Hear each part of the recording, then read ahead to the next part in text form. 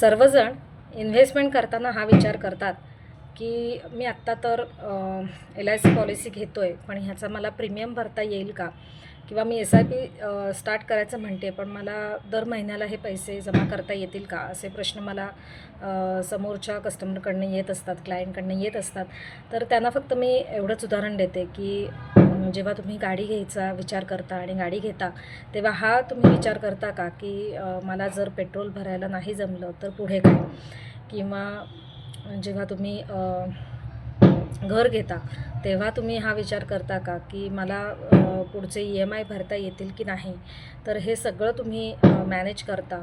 तर मग जेव्हा तुम्ही एखादी इन्व्हेस्टमेंट सुरू करता, सेव्हिंग सुरू करता, तर ते तर तुम्हाला नक्कीच जमेल. त्यामुळे जेवढं लवकरात लवकर तुम्ही सेव्हिंग स्टार्ट कराल, तेवढं त्याचा कंपाऊंडिंग इंटरेस्टचा इफेक्ट हा तुम्हाला लाँग टर्ममध्ये दिसायला सुरुवात होईल.